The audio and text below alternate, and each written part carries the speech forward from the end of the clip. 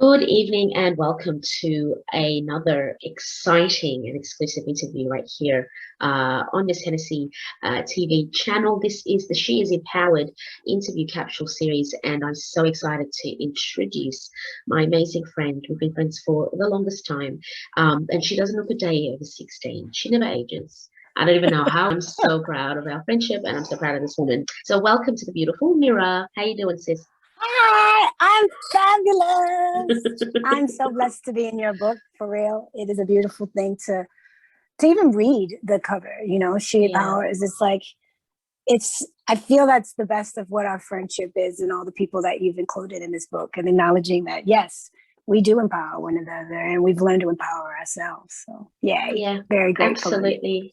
Thank you so much for being involved in this incredible project, which was it took a long time to get to the idea or to the conception of the idea. But I think once I got the green light from everyone and I finally put it out there in the universe, it's amazing what you do when you allow yourself space to create and allow yourself the permission to just do what you feel is right in your heart. Choosing all the women, it was done with the purest of intention, because I knew each of your stories would not only change someone's life in some small way, whoever read the book, but it was also going to be an incredible link to all the women that are in the book, regardless of whether you knew each other or not. This binds you together forever, and it's in the archives of literal history even after we've gone. So it's just when I look at the cover, it's still, I can't believe that it's happened, and I can't believe that it's in tangible form. Because you're always so supportive of all the things that I do and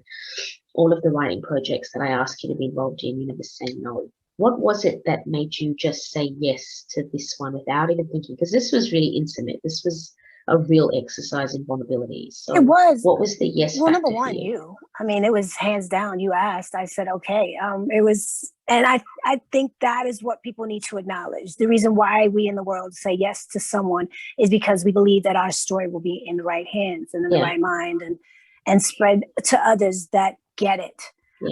Usually, being that I'm an artist, I don't live that world. I just happen to be an artist. So I'm, being a human being with a passion and learning to share my passion through words. It was a really personal moment where I didn't know how to deal with the question, because I was like, I'm so used to interviews, as far as an artist being interviewed. So I was like, do I answer like an artist? And then I was like, no, I think, and I still didn't dive into the ocean as much as I could have. After I read everybody else's story, I was like, oh, that's what I gave you is very me. Like I shared more the artistry side of it, of what I jumped into, of my personal stories. And those that are just, tuning in and you don't know what we're talking about, that means that you have to purchase this book and find out all our stories, especially, mine and what I'm talking about. But it's very much that. I wanted to speak about my perspective as a woman in the industry and what made me feel accountable for myself, but also represented by amazing people that surrounded me, that saw me for me more than anything. Absolutely. And I'm glad that you said that. That's why I wanted to share what I. Absolutely. I don't take it lightly that, the questions that I asked everyone, they were raw, candid. It asked for immediate authenticity, because if you can't be honest about your life, past, present, and future, well, then this wasn't the book for that sort of forum. So the fact that you've said, you're so used to being interviewed as the artist, but mirror the woman and what makes you the artist that you are.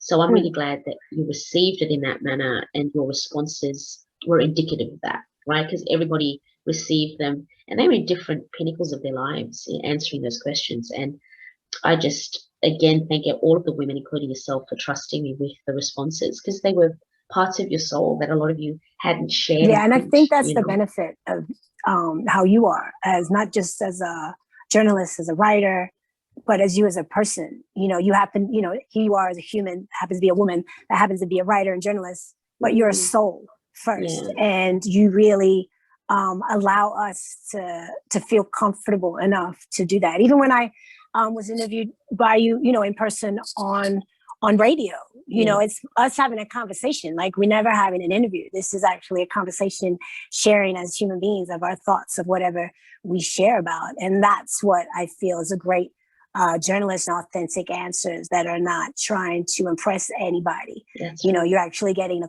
quality story to make someone go, oh shoot, like she pulled that out of them, is because we don't need to hide behind anything. We can just be us and be like, yeah, this is us. Oh, I love that. I love that you said that, because that is how that's how I approach this role that I've been given, you know, and I'm in a comfortable space in my life now where I want to have those real candid conversations with women who have been through so much, and yourself as an artist. Some 20 odd years ago, you returned back to Australia after a really successful stint in the US, and you've done some amazing things in your life to date, Mirrah, and you're a real chameleon of an artist, because not only are you visually impactful, you can morph into any look, any vibe, any scene, any genre. And not many people are blessed to meet you, but it was always your authenticity to always be yourself, and to never sort of and probably still does right now. You've always walked to the beat of your own drum, right? As a mature woman now, because we're grown and sexy, but we know so much about what the ins and outs on a global perspective. You're a global citizen who's based in Australia, but your life, you say, is undeniably important for women to continue doing to date, given the world we live in is so easily offended by people who are doing some horrific things to each other, especially women. We always seem to be on the back foot being as an artist, and hopefully, you know, helping the younger women looking up to you. What do you hope that your legacy and that your message I definitely would like to take first and foremost the artist out and see me as a human, you know, remind yourself that, you know, my name is Mirrah. So all I want to do is make sure that I reflect the best of me, that may either awaken you to be like, oh, I can be like that, or hopefully positively, humbly inspired, be like, oh, wow, she's done that. Okay, I'm aligned with that person. This is dope. There's someone else out there that's similar to me or like-minded. You know what I'm saying? So I'd rather that they see the legacy that hopefully I can provide for myself even is to be recognized as someone that learned about self-care and acknowledge that it's okay when you don't know about yourself. And it's knowing the fun process of learning about yourself. The self-belief, again, everything is an ongoing process about how to be a better person that happens to be a better woman. You know, we're strong, resilient women. And sometimes I wish resilience didn't exist, because because I say that in a positive way, because why should we have resilience when we could just stand strong and we didn't need to battle? We didn't have negative challenges for us to become resilient. Why is it, you know, so I say that in all strength, that I really wish that we didn't have that word that existed. I just want that we are aware of our body, our mind, our spirit, and knowing that without fail, we can be the best of us. Absolutely. You know? Absolutely. It's a beautiful and look, at the end of the journey. Yeah, no, definitely. And that's always been what you're about. And that definitely came across in this book. And it's definitely the thread of what She Is Empowered is all about. Now, most of the women, it's 29 women in this book, you know pretty much all of the women, bar a few that, you know, you got to meet at my launch party, and maybe even some that you didn't, but connected in some small way, whether we know each other or not. I had a few people commenting on how much they wanted to meet you, and you said the same thing to me about a couple of my other friends that you'd read about and stuff like that. So what did you learn about yourself through these women's stories? Again, that we have similar caring strengths. It makes so much sense when we have amazing women leaders in the world, because when you read that book, it's like we have caring abilities, we stand for something, and when we really are truly advertised that we have each other's back, we totally do. And happen. And when you read this book, it's like everyone's either a mother or a carer, a youth worker, a teacher, all stable individuals, and they were not stable, to who they kept going and still have the stability and the ability to be just incredible to the next generation, as they're either their children or nieces, nephews, or family members or peers. And I feel that's what connected everybody. And I hope the readers agree that even if you felt, oh my gosh, I'm by myself, you could go, oh wow, this woman right here actually exists and I have a similar story. And or she has a different perspective, but oh wow, like, yes, I needed to read that. So it's very much a law of attraction book. I like that. And it's very good because you'd hear songs that you ask questions like what music or what song is about your life, or what, oh wow, and then it made me listen to the song and go, totally, oh, I didn't get that way, I didn't think of that, or totally get that, like I agree with that. Or knowing when a woman went through a hardship, or a woman went through a hardship of something, and you go, oh, okay, I can deal with it that way. Or wow, she dealt with that way, and learning people's successes. And knowing what people feel about what the word success is. And that's what I really liked. I really thought that was a great question, because I think that's the problem we have in this world right now, that to feel empowered, you feel that you need to have success, and success is such a thrown around word that makes you feel doubt, everything negative, because if you haven't achieved what the world and perceives and markets success, then you're a failure, and then your doubt and depression happens and everything. And definitely your book, She's Empowered, actually made me go, awesome, like this woman also feels that success means this to them, a totally different perspective, but a meaning that you go, okay, yeah, like I can still be a person on my own, or hey, that person agrees with me, but just said in different words. And I'm like, definitely. Oh, that's awesome. Yeah.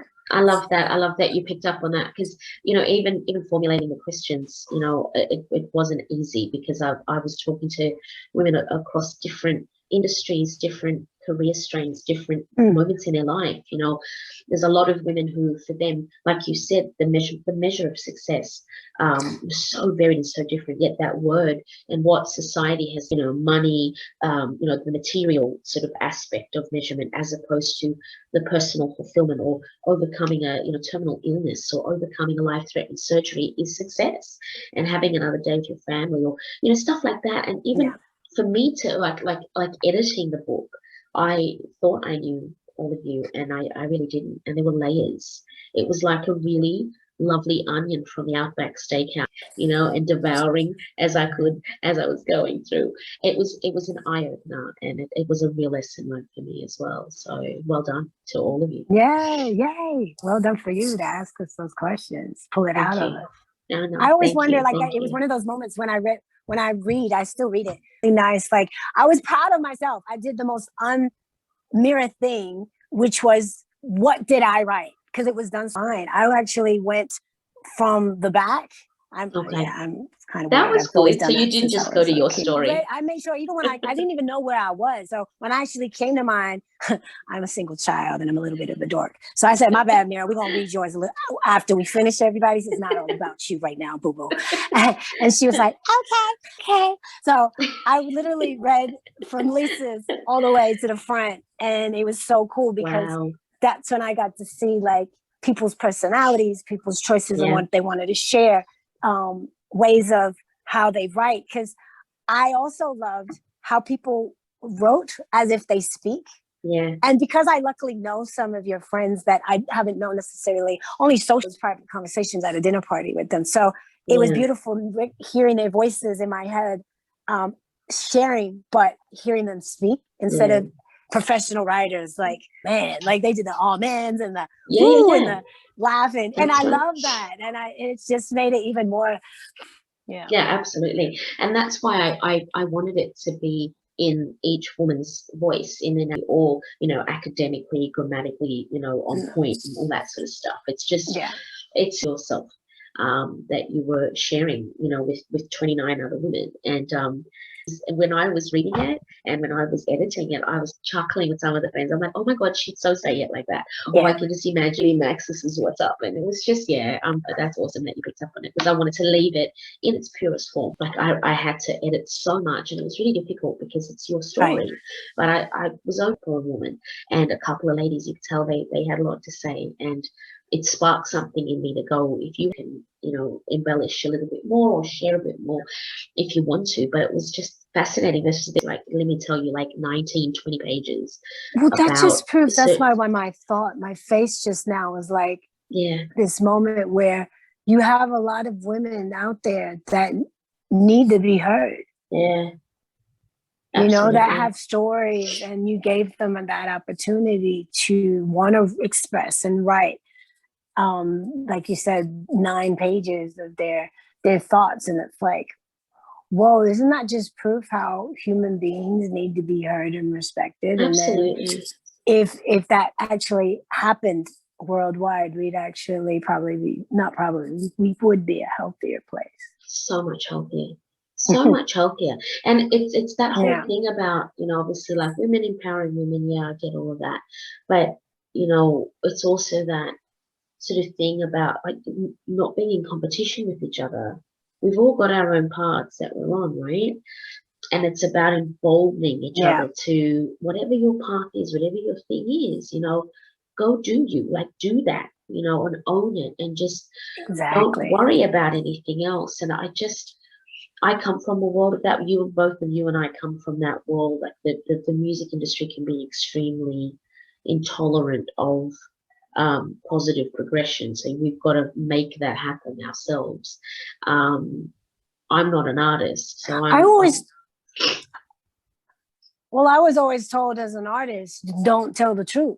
Don't tell your age. Wow. Don't tell what you know. Don't tell. And it was like, that's not my personality. Yeah. So, crazy. you know, and then, yeah, I mean, and I'm saying more about age, or not sharing that I had a spouse, or, you know, I have to look like I'm supposed to be single to be marketable. I'm supposed to say like, look young, so then I'm more profitable. And I'm like, man, I feel like, and it's only till now where people will say, you can't be 47, Mirrah. Like, and I'm like, I should be proud to say that. Number one, I've lived, and I'm still living 47 years. It's 46, but you know, 47 this year. I hear but you. It's that mode of, once I turn 47, once July hits and then December hits, I'm already 48. And people are like, why did you fast forward it already? I'm like, shoot, I'm getting comfortable with it. Why not admit it's the year? Shit. Like, hey, I'm already like, I love being that I'm that age. I have to now transition to the movement of preparing my mind, so my soul, because I think if I didn't say my age, that's when I start looking old, because in my inside, I'm thinking, I have to look young. I have to be youthful. When I'm already accepted it, that's when it actually goes the other way. Your body accepts it and goes, hey, let's cheer. Let's celebrate. And all of a sudden, you never age. That's it. So it's because I've already accepted. There's no failure in me. My body and my spirit's like, yeah. So I think that's another thing that we have to acknowledge: the self-respect, the self-care, the self-belief, that whole body awareness is learning to accept who you are, even the failures, and going, hey, that's all right. The next step forward is, how can I progress? How do I make sure that I enjoy this process? Like, let's go. Like, totally. And that's how you feel empowered. That's how you feel empowered, because then you're like, oh. Honestly. And that word too, right? That like arriving at the title for the book. I mean, I had so many titles, and I was overthinking everything and what's impactful, you know. And it was when I was talking to my publishing partner in the US, and she owns her what do they call it? Like those sort of master class coaching businesses, and it's helping women sort of transition from domestic violent abuse cases, and just, you know, being victims of that, and then re-empowering their lives. And I think we're talking to her, and then obviously talking about her past, and I was just like, these women are empowered that I've got in my camp. And the book is about empowerment, because you're all talking about overcoming adversities, you know, entrepreneurs, you know, female artists in really, really, you know, intense industries, all of these different things. And I'm like, that's empowerment in a definition, with all of you as the definition. But it was actually, you know, Tamiko, the lady that I work with, and she said, why don't you go down the empowerment line? and see how that word sits with you. So I sat on that for about a week. And then when I sort of started, when we were putting the cover together, we sort of were talking about a couple of different layout options, and I just knew I wanted all your faces on the cover because nothing else would have worked. A picture of women wouldn't have worked. I've picked up and I've bought too many books similar to this one with women's pictures on it that I couldn't relate to. They didn't look like me. They didn't look like anyone I knew. Their stories weren't the same as mine. It was almost unreachable. And just because we're women don't mean we all think the same. We all, we don't. We don't. And I was tired of picking up books where it was just blanket statements of this is how you mother. No, I don't mother like that. I didn't even give birth like that, honey. Like, everything it just didn't relate to me. So this book, I picked this book up now and I look at it and I just think I see myself in everybody. So I hope that other women see themselves in all of us too.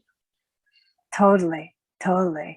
It's interesting when you really take the time out to learn about humans. Yeah. It's lovely that we are different. Yeah.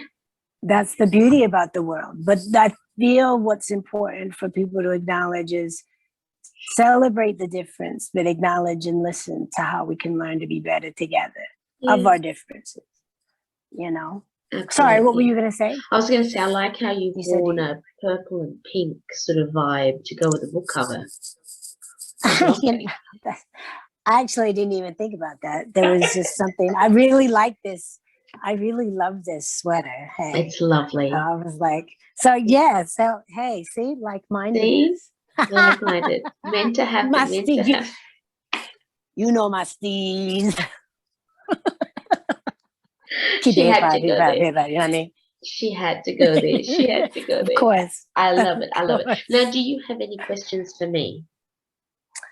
I do, actually. I wanted to ask, when you chose, did you choose any women that you didn't really know but have been your friends for a long time and you felt, wow, this would be a lovely moment perhaps for them to share their needs? I did. A few of them were quite surprised that I asked them, and I was surprised that they were surprised. But then I also realized that they were quite private women and weren't at all from the community that we're from, as in, the entertainment industry, or they weren't media people or sort of out there. They were just, quiet achievers just going on with their lives. And I think their surprise was in how I saw them. And then that in turn made them look at themselves differently. And that's beautiful. Yeah. And so the book was almost like a barometer of empowerment, I guess. I'd always seen these women as warrior queens. And they obviously were a lot more vocal about it to me because everything that I do, it's, oh my gosh, Max is on radio and she's writing and, all that sort of rah, rah, rah stuff. But at the core of it, it was just incredible strength. And I just admired them so much that it would have been wrong for me not to ask them. And it was just interesting the way they received the question. And then I did ask a few that, they sat in it for a while, and when push came to shove, they just weren't ready to take the leap. And I totally understand, life got in the way, or a lot of them, again, it was just they did not see themselves in that light. And I guess you've got to arrive at that in order to take a journey like this. You cannot be forced, you cannot be coerced. And that's not anything I would do, but even in still, they know I see them like that. And if that's where that ends, I'm cool with that, because I asked because I saw them in that light. So yeah. And the other question would be, being that you have two sons, but now you have a son that is older and able to converse, and has powerful aunties, and that are even your acquaintances. As I'm very humbled and proud to be honored as one.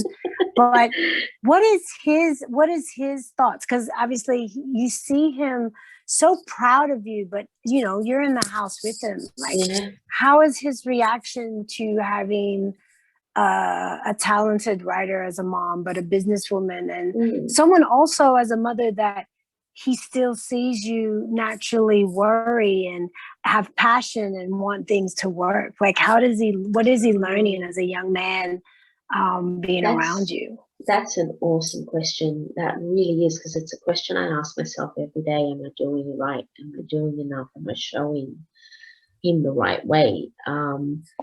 I believe I am. I've always been conversational with my eldest, with Bailey, always. Even with the youngest, with Miles, we talk all the time, and I think it's so important for parents to talk to their kids, or like from the minute they can start talking, have conversations, even if it's imaginary, have it and fuel that imagination, because the last thing you want is for them to get to a point where they don't want to talk to you and they talk to everybody else. So that's always been at the forefront for me. With this book and with everything that I've done, I think B is, he's 12 years old now, and he's really his own human being. And it's so important for me now, especially with him entering the age of, being aware of girls and the impact that has on him. He is proud of me. Sometimes I think there's awe as well, like when he sees the photos or he sees the book covers, or he'll see, like little video snippets, or, oh, Mum, did you interview that person? Or he'll see pictures of me back in the day when I interviewed, when I met Jay-Z or when I met Snoop Dogg, and he's, oh my God, my mum has done all this. But then the reality of being a mum and being a hands-on mum and being the mum that at sometimes, days can be quite ugly. I can be not as glamorous as I try to think I am, and it gets real. There's also the respect there of, wow, she's got all these things, but she's still mom, and I better step correctly. So that preteen, it's really difficult, and I'm really grateful that we do talk, and there's a lot of communication. He loves the book cover, and he loves that he knows all of the women on there, maybe bar one or two. But he's just in awe that he can look at that and go, I know that's Auntie Mirrah, that's Auntie T, that's Auntie, he just, I'm really grateful that they're growing up around this and that I've been able to expose them to it. Miles is he'll come up the rear and hopefully one day look at me the same way. Then all he says to me is like, oh, Mummy, you're so awesome. And then he'll ask me something about TikTok, and I go, listen, don't even, just move away with the TikTok. But yeah, Bailey and I, we're definitely, the conversation's there, and it's honest, it's honest, and that's all you can be with your kids. I also want to say, this is more a statement. I think it really shows the beauty of your soul, because if you think about it, like, I don't think mind you, I've moved around the world a lot, and I don't think anyone's can say that you have friends for 20 plus years. No. From an industry point of view as well. Like, I think that you should definitely know that, people that meet you, we truly feel appreciated and loved in the authenticity as a friend and as a good soul, first and foremost, because I've known you, and, not to put you on blast, but I've known you when you've been down and not believing in yourself and don't see yourself as a writer and not see yourself as a journalist, or have had people to unfortunately dish you, and your whole power has been depleted, and then you luckily have us and family members that are picking you up and reminding you, and then all of a sudden you pick yourself up like, yeah, I am shit. I am shit. Thanks. Like, yeah, like uppercut. Like, I did that. Like, I do this. That's right. And I think it's a beautiful thing that you know, it really shows the authenticity of you, because I think a lot of people, when they assume, you know, when we know of DJ Maxine Hennessy, you know, it's like Maxine and it's Hennessy, it's like two different people. Yeah. But luckily I know you as both. Thank because you. to me, you're both the same person. You don't change. Thank you know, you. and that's, I Thank think you you. and I have that. We Whereas do. when I'm on stage, the only thing that changes is that I have a microphone in my hand. That's it. That's And it. I might be a more energetic for stage, but if I'm off stage, I'm gonna be energetic personality. I'm gonna be energetic, sharing and laughing and being. And you and I have that same vibe. And when you were saying before, you're like, what do you feel your role is? That's why I said the answer I did in the beginning is take the artist or the journalist or the writer away, and I just want y'all to see me. Yeah. Because when I hold a microphone, I'm gonna be the same person when I don't have the microphone. And you and I have that. Absolutely. And it's really cool. You've never and thank you so much for acknowledging that and for seeing me as the same person. It's funny because Jay and I, obviously, you know, for the last 16 years we've been together, I think he's only finally now accepting the fact that Miss Hennessy and Maxine is the same person. But, you know, he doesn't come from the entertainment world. So when he met me, I was high on the DJ Miss Hennessy, you know, train, I guess, you know, and DJing here, there, and everywhere, and you know, and then the music journalist side and interviewing all these incredible artists and stuff like that. So it was a different world for him to meet this woman who was like just fierce and independent, and I ain't stopping for no one. This is my dream, but it was still me. I'm still at the core. I'm still Maxine. I'm still that woman who just, you know, believes in, you know, chasing her dreams. I just have this sort of alter ego name, but it's still me. And it's only now that he's kind of accepted it, and he sort of sees it for what it is. But it's really nice to hear that from yourself, because we've known each other a long time, and we've been there. And when I say known each other, it sounds like we're downplaying it, but we've been through the trenches together. No, like for real. Like I feel like as well, like you have Miss Hennessy and Maxine. Myself, you know, I used to be an AKA. So my AKA was, for those that don't know, also known as, so I was Shorty RV.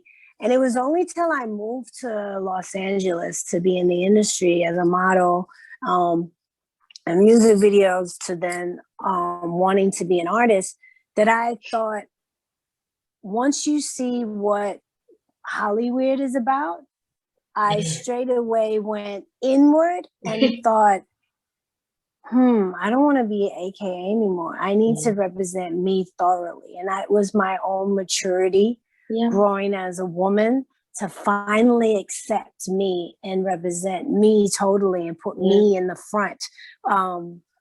In the way, happily selfish, because in the healthy sense of selfish, because I was very selfish of myself to hide myself. So that's why I became an AKA, and that's why my alias was the strong personality. Shorty is the street smart, strong, that she'll let you know about yourself real quick. She's street smart, she has it all. And that was this whole thing of like, I have 5 names for myself. And then I went, why do I have to have 5 aliases to make me a superhero when I was born Mirrah? I need to represent those 5 personalities as Mirrah. Like, I need to reflect. And I was like, yo, like, this totally makes sense. And it really helped that I had Zig to help me out with that. Absolutely. You know, like, we've been married 20 plus years, and it's this whole thing of, he always has said, how is it that if I can't tell you the truth about yourself in the real way, and you don't like what you hear and you're going to get mad at me, what if somebody that's a stranger says it to you? How are you going to feel? And that clicked. And I was like, true. And he doesn't say it abusive. It's more so he says it in an encouraging way, to like, yo, like, my friend, my babe, my everything. I want you to be the better person for yourself, healthily, So I'm going to tell you about yourself so you don't become a narcissist like Oh, Reveered is. man. And straight away, when I went, oh, wow, I know I don't want to go through that tunnel. And I'm glad that I don't go through that tunnel and realize, okay, no, I just want to reflect me. And how do I do that healthily? And how do I do that by sharing and remembering where the family I came from, being adopted, being around, you know, a white family and having this, what I look like, and knowing that's okay.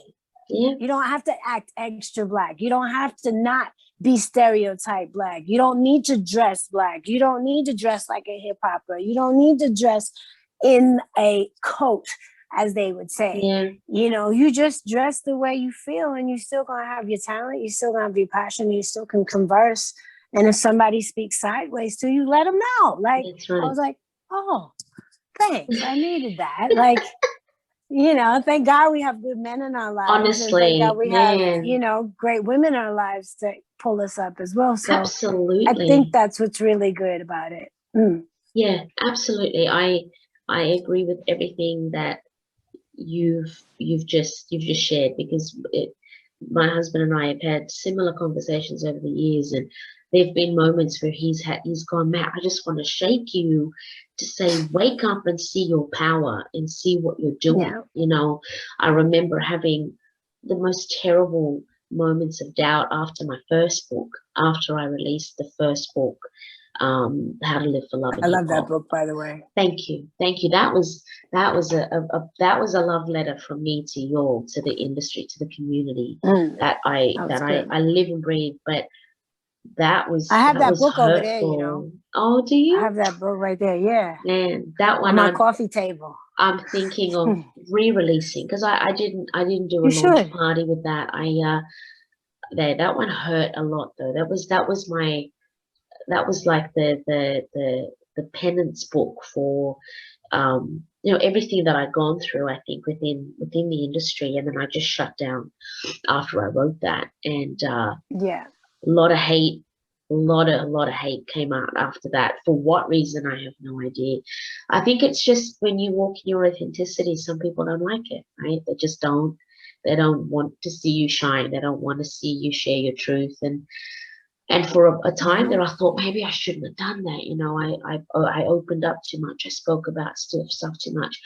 But I took some time out, and realizing that this next book, I was like, I'm not going to hide my power anymore. Truth hurts, man. The truth hurts, man. And it's one of those things that, unfortunately, it makes people that are guilty of their situation to actually read about either themselves or read about, even if the book's not even about them, they're relating to the scenario. That's what I'm talking about. It's relating to the scenario and going, oh, I'm like that. I mean, people do that in movies all the time. You watch a movie and you're kind of, you find, this is what I've learned as as a mature woman. And that's what, luckily, as a teenager, I started realizing, why isn't it that I don't like somebody? And it was an honest truth to myself that it was like my consciousness spoke to myself and said, the reason why you don't like her is because she's you. And I went, whoa. And so my voice was like, deal with it, or get to know her and ask her why and figure out. And then that was where why I am the person I am, because now I love learning and developing with people. Like, I slowly, I've been on my social medias every now and then, and I'll share, I met this person today on the train, or I met this person on the bus, or I met this person at the lights. And it's only because it just shows how simple it is to smile or make a conversation, you know, like I made this beautiful conversation with this woman on the train on the way from work. And if she got on the train from the domestic train line, she'd just been at the airport. She got on, and, you know, I had my earphones in, and she came on. I just gave her a big smile, as you do. And I was like, hey, welcome. I said, where have you been? I want to live vicariously through you. And she like giggled and just, oh, I've been to Perth, and, you know, I was there for work. I was like, really? And we introduced ourselves. We spoke. She was South African, by the way. Wow. And she lives up my area, and we were just yapping and we're chatting. And then it was her time. And then, you know, she even said to me, she's like, wait a minute. We've met before. You've chatted to me before. She's like, I like when you do that. She's like, have a great day. It's good to see you again, Mirrah. And I was like, oh, thanks, you know, and the same, like, I keep meeting people and it's just for me smiling. It's just for me saying a moment and not being awkward. You know, obviously you can feel when someone's not really wanting to talk. So you acknowledge that in privacy, privately, and let them have that moment, and even say politely, well, have a good day. I just wanted to say what's up, you know, and they kind of go, oh, like, you know, but there's this moment where I feel a lot of us, like, think about it. We were each individually born. So that means we have a purpose. Absolutely. We beat how much sperm to get to the top to be impregnated into our mother.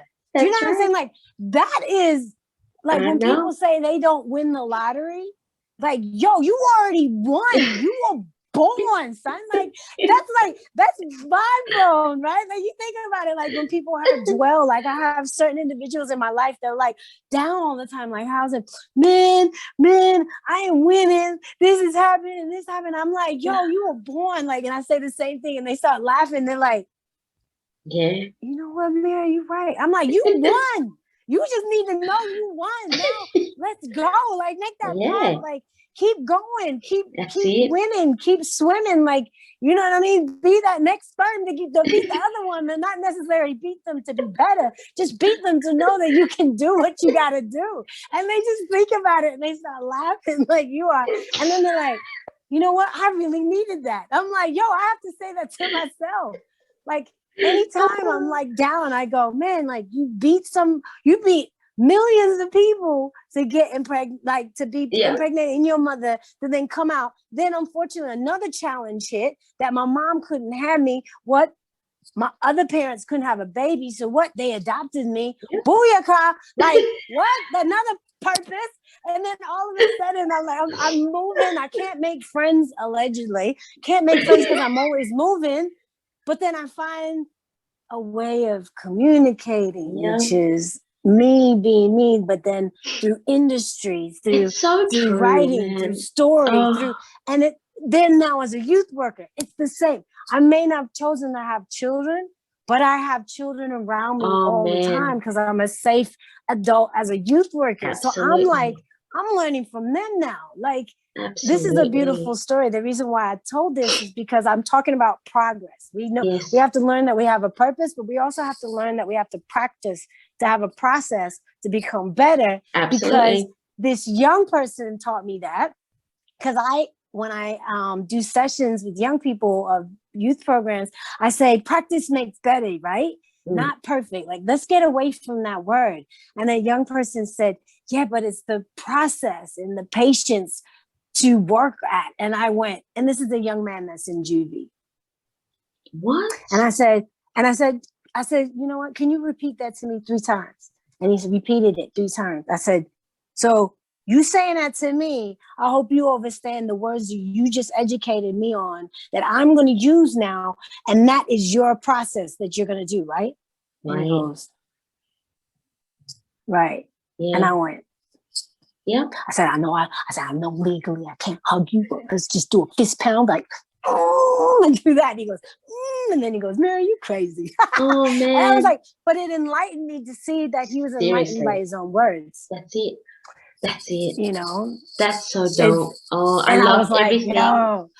Everything you've said. I love it because I've only used that little analogy when I've spoken about Miles, my youngest boy, and how we call him like our sort of miracle kid. We weren't trying to have one, not in the right. I was 40 years old, honey. I was 40. I was just trying to get mortgages and stretch marks, baby. That's how we was living. And inevitably, there was supposed to be another child coming along, and he wants to be here. Like, he wanted to be here. Mom and dad were not trying. It happened one time. Here he is, and he is living his life to the fullest. And your little analogy about you were the fastest swimmer. I think he beat everyone out because he's like, I gotta go there. And now when I talk to him, I go, why do you really want it to be here? He goes, yeah, I go, why? He goes, because you're fun. Because it's fun here. And I go, but why did you choose? I said, why did you choose mommy? He goes, because you're a good cook and you drive very well. And I go, okay. And he goes, and you're just really kind. But sometimes, no, sometimes not very nice. But it's okay. I love you. He's so real. I So real. know. So real. So He's been here before. He has been here before, Mirrah. He really has. He really has. The conversations I've had with them, I'm like this. I love when I do that with kids. Honestly. I love when I meet a spirit that's been here. You know, there's a weird thing that people have said. So, you know, like our birthmarks, you know, they call them birthmarks or whatever.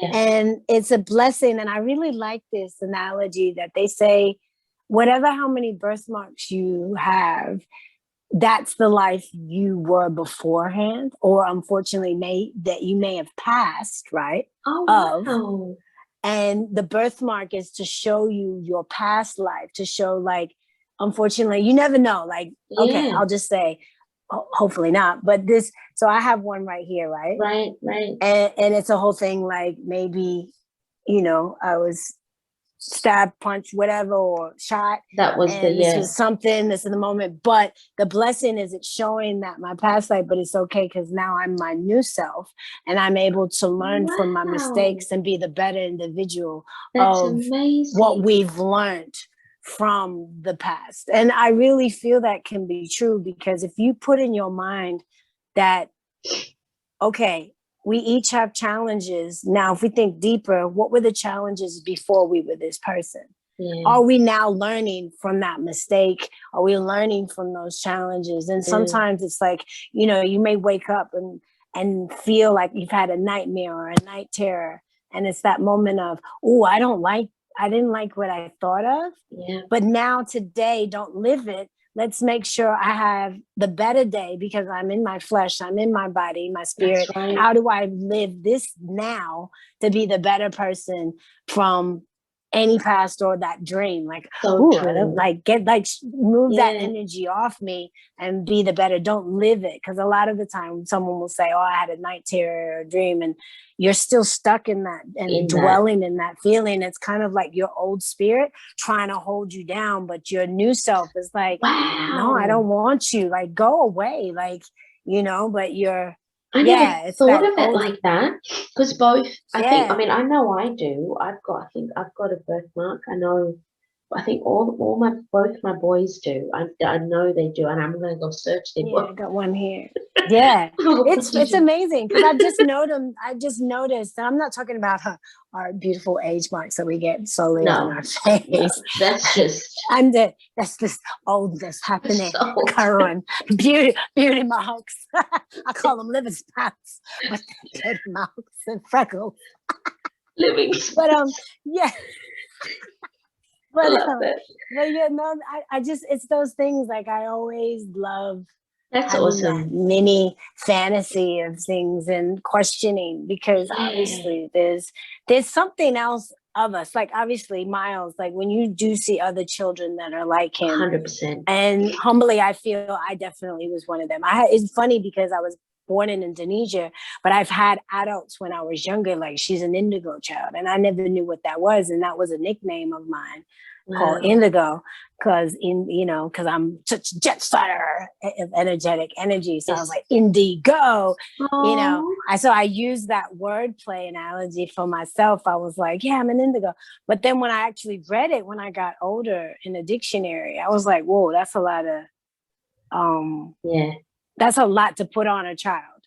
And then I happened to watch, what was that awesome movie with comedian Eddie Murphy, The Golden Child? Oh, The Golden Child. Yeah. Right. And not to say that about myself, but that whole thing of, okay, here I was again, born, adopted. I was the golden child for my parents. Yeah. And then them teaching me about placing my own traditions within myself, like being higher than self, allowing me to believe in myself, allowing like not for anyone to put me in a culture boundary, even though we in a world and a society that's going to. My dad always was like, if you're going to be religious, I want you to acknowledge and read thoroughly about what faith is. if you don't, I still want you to acknowledge what karma and being good to others and knowing how to be the better person for you and other people and your friends or a loved one. If you're going to be walking around thinking you know everything, which we do, and when we're teenagers, everything is I know until you're 20. I know. And it's like, it's okay not to know. So it's this whole thing of we're all golden children. We just need to acknowledge the humility side of it. That's it. And knowing how to control certain feelings when you do feel great about yourself. That's and it's it. okay to feel great, but also pull back. That's to it. And don't humility. Celebrate. Yeah. And don't celebrate too soon. I always say that to Bailey, and I'm always telling my eldest boy, especially now, like you said, with the whole teenage year, I know he's going through that right now. Like, you can't tell him nothing. And then he's like, oh, I know. And I go, what do you know? And then there's this pause. Well, I kind of know this. And I go, okay, but do you know what can happen after that? Well, no, not really. Okay, so maybe we won't say we know everything. Let's be open to learning. And let's be open to receiving. And I have to break it down to him like that, right? And there comes a point where you've got to stop. You can't chastise them all the time, right? You cannot, because they will not respond. And, so obviously with his dad, there's a different narrative with son and father as opposed to mother and son. And Jay being, African-American, ex-military, he comes from that real rigid, that way of dealing with your son, and that's great to a point. But then our kids aren't raised in the States, they're raised here. And even though they're Black kids being raised here, there's a lot more open living here, as opposed to the rigidity of that military life and this, that, and the other. But it's that Black family, we ain't gonna take no mess. We're gonna do yes ma'am, no ma'am, 3 bags full, all that kind of stuff. But let the child speak. I always say that they're human beings and they deserve to speak and to have their thoughts aired and to have their words heard. But know your place and know that if you're wrong, and you take accountability for it. That's where we're at with him right now. That's where we're at. And awesome. It's been interesting, but I'm a little nervous. He's off to high school next year, and I know high school is it's a game changer. So I'm holding on to the conversation a lot more and encouraging it a lot more, because there'll be a lot more. Good. Very important for a young man. Absolutely. And to know that emotions are okay as well. Absolutely. Because we live in this world where, unfortunately, male friends, I love it now because I have really great male friends that will express themselves to me and even let go, and even share their tears or feelings about something. And it's great, like, I think that's wonderful as well when you can have a best friend. Like, I've been learning the relationship and relearning my relationship with my own husband and seeing his fragility and seeing his strength as a man and seeing his inner strength as a Black man. And luckily being privileged to live in this country as a Black American male, knowing that he doesn't necessarily need to have too much awareness of his own fight for himself, but the beautiful thing of him having the humility and compassion for his Indigenous brothers and sisters of, the land that we're on. So it's really beautiful that we both acknowledge that, and we have a community of Black people that are Black American that are very much aware of the land that we're on and the sisters and brothers that do not have the privilege that we Black Americans have while we're on this land. Absolutely. So it's an interesting scenario. I know that you and I had a wonderful conversation during Zoom at that time with being Black women and being married to Black Americans. Even though I may sound it, I still grew up in Cali, but I'm still Australian citizen because of my white mother. And it is a situation where we're very privileged as Black women that live here, and you're coming from South Africa where there is like truly the apartheid, and we definitely don't want any of that here. And it's a situation where now it's like, this book is perfect timing because any person of all races can read it and go, hey, this is how we get along, y'all. That's it. Besides reading this book and buying it, just saying. But I mean, to actually converse together, like you're conversing with you about each other's story and then realizing how very similar we are. Absolutely. Not just the blood, not just the blood color. We're actually, our stories are so same, but different. It's a beautiful thing to have, you know. Thank you, Mirrah. Yeah. Thank you. And, you know, definite shout out to your husband, to Zeke. You know, he's been a brother that I've always respected, and he's done so much and so much behind the scenes. He's a real quiet achiever, and I'm really, really excited to know that he's given me a yes to be involved in my next book project, which is going to be Necessary Realness, you know. And, he's been happily writing. He's been scrolling. Yeah, no, I'm really excited to hear his thoughts on it, and you've touched on a little bit about that, as you know, being, you know, Black American men living here in this country, and you know, both our husbands come from sort of similar, you know, different yet similar walks of life in terms of, you know, being born and raised in the States and seeing what we're seeing now that's been magnified just by the capture of the iPhone.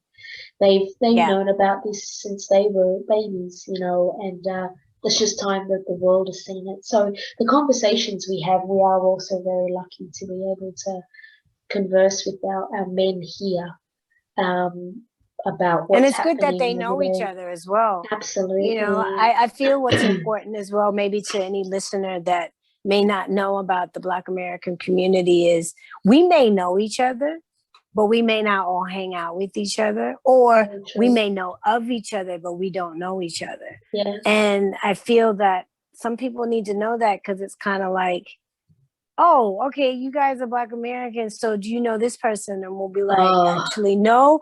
Or comically, we'll go, we do. Yeah. And then they'll go, oh, no. And we're like, oh, wait.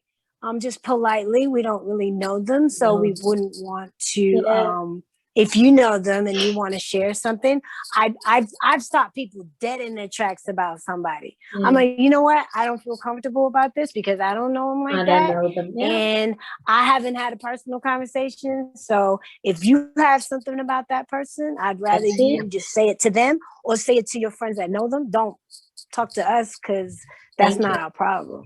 That's it. You know, I just don't want people bickering about other Black people, and there's nothing to do with me. Like, bicker to them. I don't need. It's don't not bring our that problem. here. We all at the same boat. Say it to me. No one, and we say it properly. No one has time for that. I do apologize. Take your mess elsewhere. Take your mess elsewhere. That's so true. It's the same with South Africans, you know. I'll meet a random South African somewhere and they'll be, do you know South? No, we didn't all do you know how big that continent is? You do know it's a continent in a country, right? It's large. Let's maybe quell this right now. I'll just go the opposite direction. It's interesting. I think people in general tend to just assume that we would know, and you don't, you know, or you've heard of, but that's it. That's all I've done. I've heard of it, but no, I'm very grateful that we can have these awesome chats and just just keep that conversation going, girl, because that's what we've always done, and it's always been authentic and true. And I want to thank you for your time tonight, and always make it. Thank you. And as always, your brilliant conversation, and again to you know, people watching, Mirrah's just an incredible light and such an important part of this community and the creative community and the youth network, youth advocacy. You're just doing amazing work as always. And doesn't look a day over 16. I'll say that again. Black don't crack, honey. And beige don't age. And hey, I said black don't crack, or beige don't age, but I say always black don't crack unless you take it. So don't take it. And then there's always that message too. She went there. There's that too. I did. Oh, I love you. I love you. Thank you. Too. Thank you so much for your time tonight, babe. Thanks for She's having me. empowered. Thank you, Miss I Mirrah. am. Whoop, whoop, whoop. Love you lots. Thanks, darling. Good night. Lots of love. Ciao, Bella. Good night.